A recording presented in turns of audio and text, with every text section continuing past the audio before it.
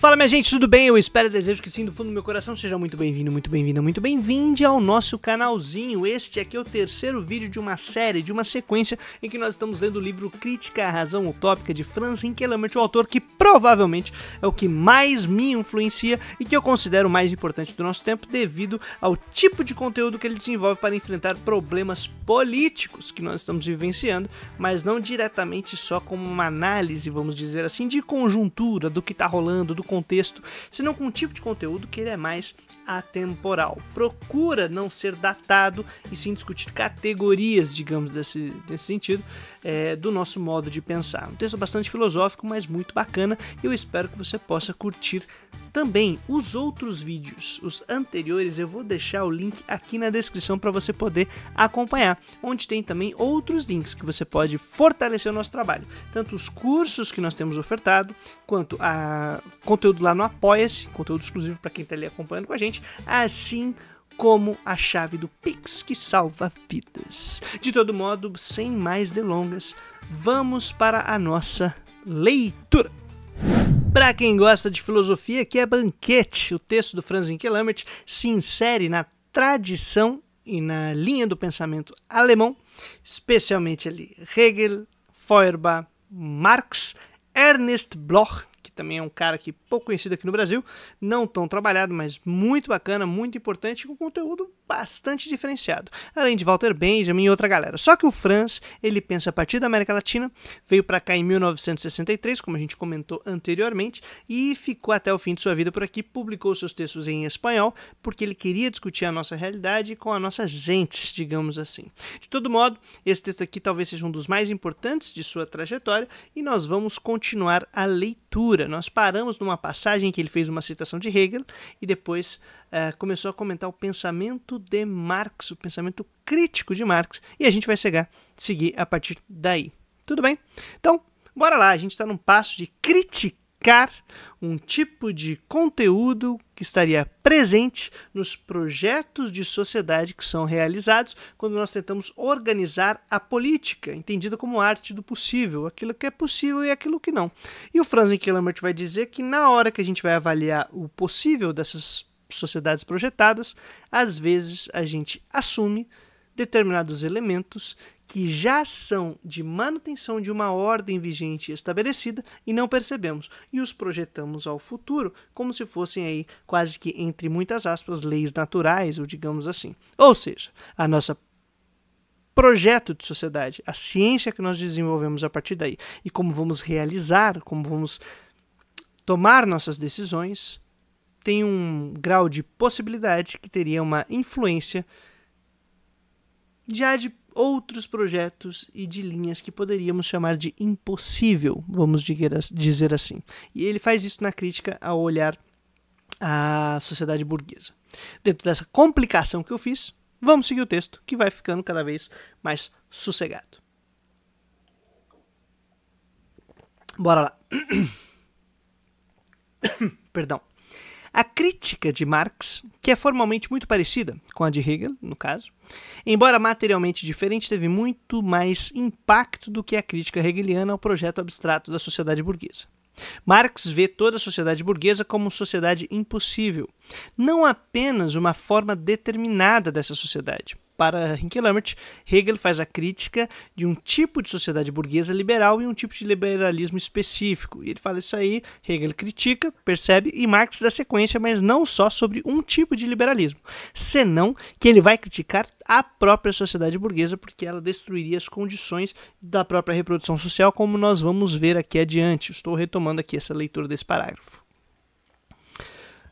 Marx vê toda a sociedade burguesa como impossível, tal.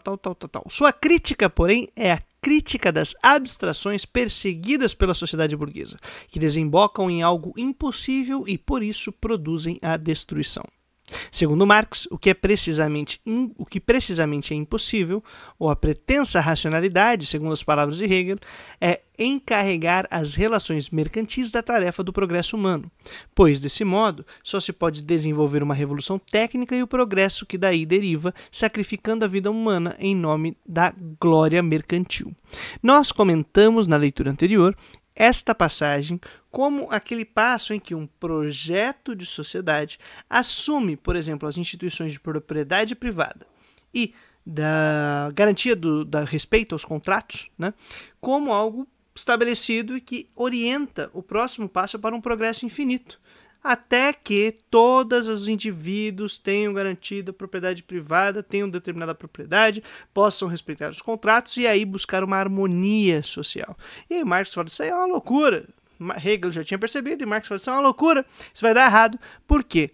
Ao colocar toda essa parafernália, vai aparecer o raio de uma forma, que é a tal da mercadoria e das relações mercantis, que elas vão começar a ditar quais são os passos futuros, e não a própria vida humana e o planejamento em torno da reprodução social. Então a gente vai criar uma estrutura em que se sacrifica a própria vida humana, que são esses seres que estão projetando para o futuro, em nome de manutenção de uma ordem que é tentar realizar uma sociedade que seja baseada nestas relações mercantis efetivamente. Então o mais importante é manter a ordem mercantil e não organizar a sociedade para atender às necessidades humanas. Basicamente seria isso. Dentro aqui da argumentação que o Franz está propondo para a gente e que a gente comentou no outro vídeo.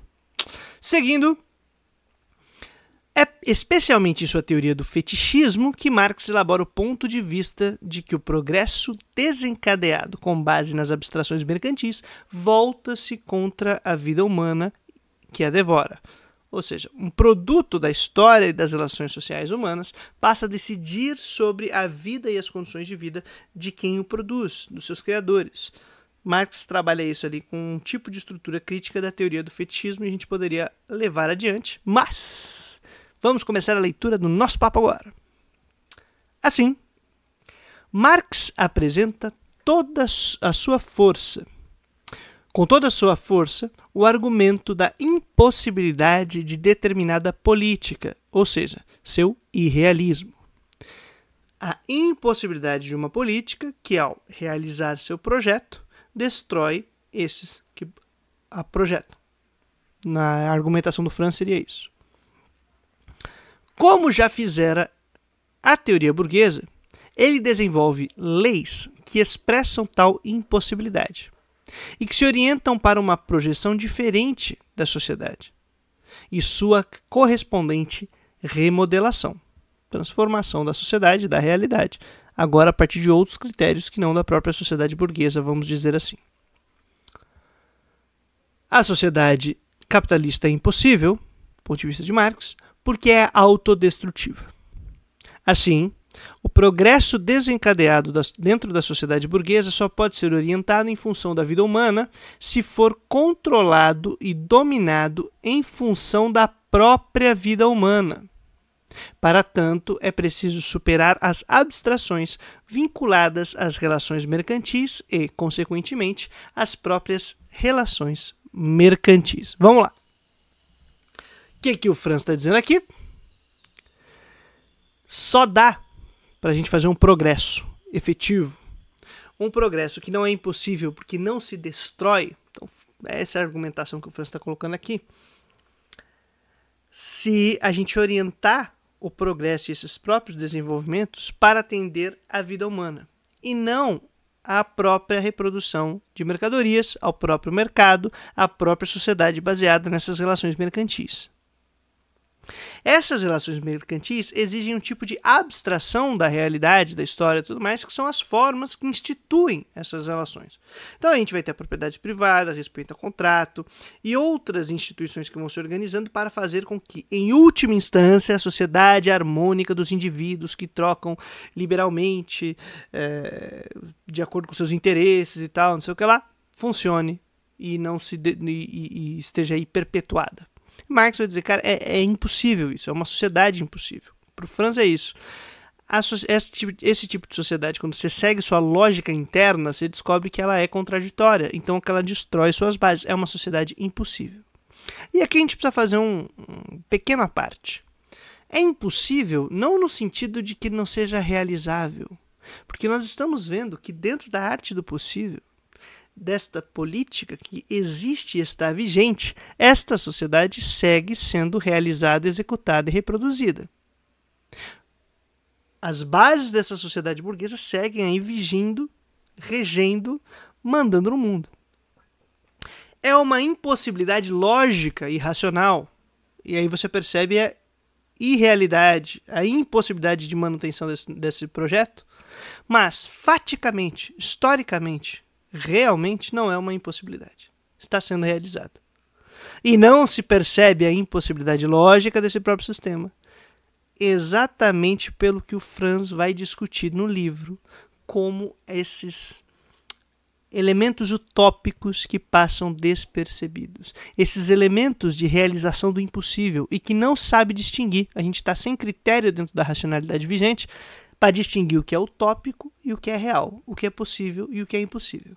E nesta brincadeira que o Franz está fazendo, ele está tentando encaixar o Marx dentro dessa estrutura, em que Marx fala que essa sociedade capitalista ela é impossível, porque ela tenta realizar um projeto que é impossível. Um projeto que se autodestrói, então ele é irrealizável. Só que na prática, parece que a gente segue fazendo isso. E o Franz vai tentar, então, trabalhar de tal maneira que desarme estas armadilhas. Eu gosto. Vamos lá. Analisando a sociedade burguesa em termos de sua possibilidade, Marx a declara sociedade impossível. Então, anuncia sua substituição pela sociedade socialista, única sociedade possível para controlar o progresso humano em função da vida humana concreta. Franz está indicando, na perspectiva de Marx. Marx insiste no fato de que não busca a substituição da sociedade burguesa por razões morais ou por apelos em nome de alguma ética, mas sim por razões de possibilidade da própria sociedade humana.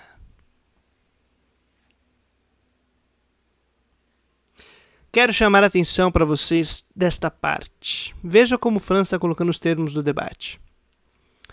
Marx insiste no fato de que não busca uma substituição da sociedade burguesa por razões morais ou por apelos de uma ética.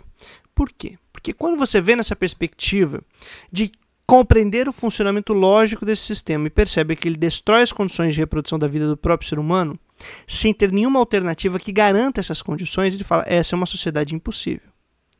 Então, a defesa de uma outra sociedade socialista que supere, que seja alternativa, não é uma defesa porque é injusto, justo, bom, mal. Esses valores éticos e morais podem ser derivados posteriormente desta análise racional aqui, desta análise do próprio funcionamento do sistema. E aí você demonstra a impossibilidade de sua manutenção. Mas o que acontece muitas vezes, e que tem muito socialista que não saca, é que quando você faz essa defesa de uma outra sociedade de um ponto de vista racional, nós não estamos falando sobre superação da desigualdade, num primeiro momento. Não está falando sobre uma sociedade em que seremos finalmente livres, porque livre é ser legal. Isso pode ser derivado depois que você faz o crivo crítico e racional deste modelo. E você fala, ele é impossível, ele é irracional, ele é autodestrutivo, logo não é um caminho viável. Vamos planejar um caminho que seja viável e comece a tomar em conta as necessidades da reprodução da vida humana, porque sem essas condições aqui de reprodução, acaba essa sociedade. Se acaba essa sociedade, ela é imbecil. Se nós retomarmos esse ponto da necessidade da vida humana para garantir a reprodução social, outra sociedade possível, e Marx aponta, seria uma sociedade socialista.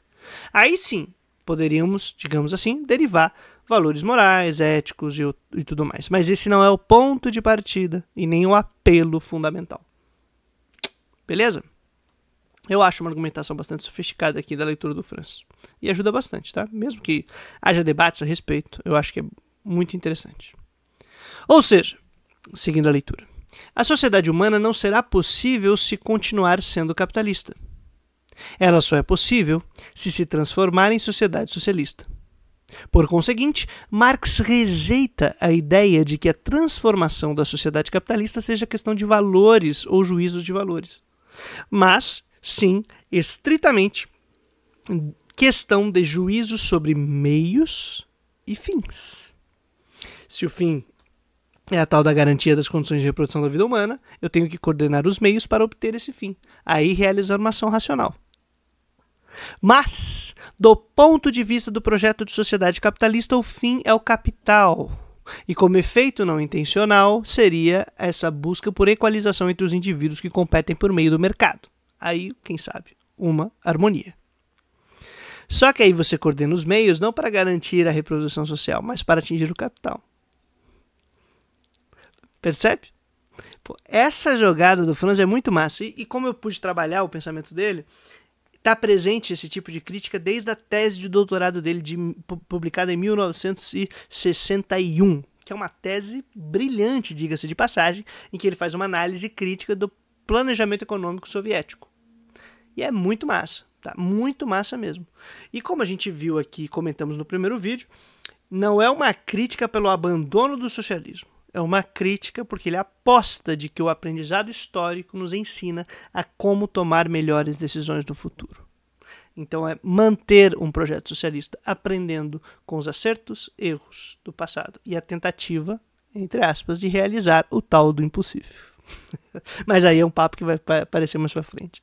Mas é massa, gente. É uma articulação muito legal de pensamento e tal. Pô, me empolga esse tipo de papo.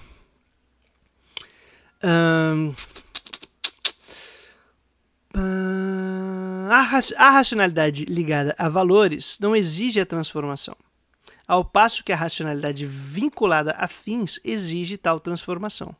Ai, meu Deus, isso aqui é tão importante. Vamos lá. A racionalidade ligada a valores não exige transformação, ao passo que a racionalidade vinculada a fins exige tal transformação. Tá aí a diferença entre um tal de um socialista de bom coração, utópico, que é bem intencionado, ou alguém que nem percebe que é socialista, mas fala que iria fazer o bem, sem ver a quem. Mas não entende que esses valores não mudam as relações sociais que criam essas condições de destruição da reprodução da vida e criam as condições de marginalização, as dificuldades de acesso aos meios de vida da maior parte da população, da própria classe trabalhadora e tudo mais. Quando você entra na brincadeira da política, a arte de realizar o possível, você terá que exigir a mudança dos fins. Qual é o nosso objetivo? Que pretendemos enquanto sociedade? Se você ficar no ambiente moral, se você ficar no ambiente de costumes, de boas intenções, você não muda qual é o objetivo. E o que decide o seu papel dentro da dinâmica de reprodução social, dentro da divisão de classes, o seu papel como divisão do trabalho, o teu trabalhador realizando o teu trampo, não são as boas intenções ou as más intenções. É o objetivo da nossa sociedade. Nós nos organizamos como sociedade com qual projeto? Qual o objetivo? Ah, o objetivo é garantir as reproduções de vida da nossa própria sociedade.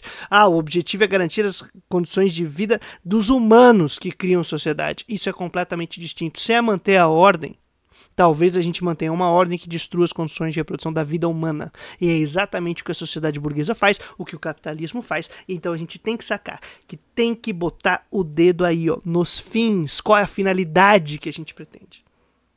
Qual é o nosso projeto? Qual é o nosso objetivo? Saca? Pega pio. Bora lá. Essa discussão da sociedade capitalista feita por Marx transforma toda a visão da política e seu realismo em discussão sobre o âmbito do possível e, portanto, do realizado.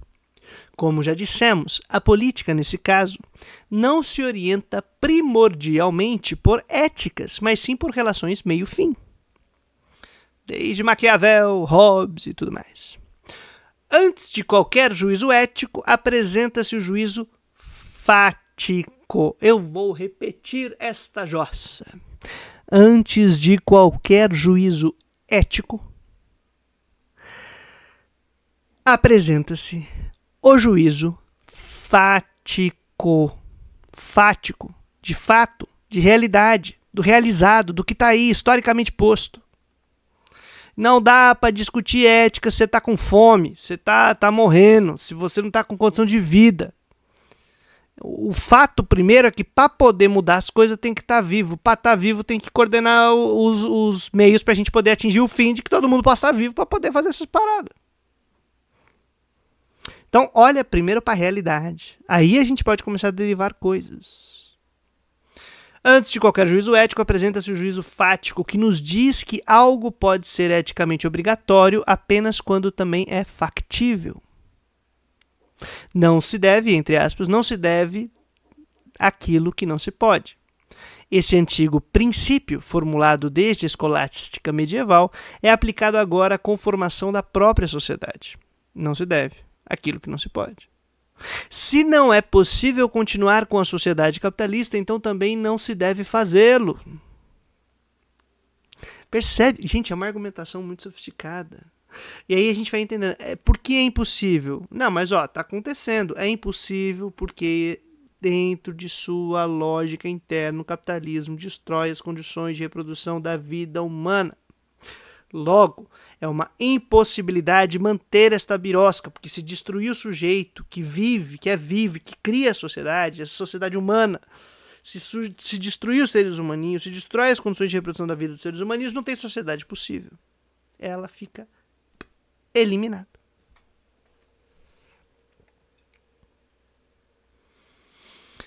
Por isso tem que fazer uma crítica desta razão que é utópica.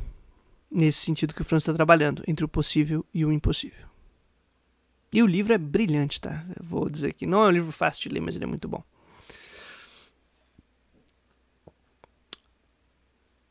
Por outro lado, se só é possível unicamente uma sociedade socialista, então também se deve construí-la. É isso que está implicado.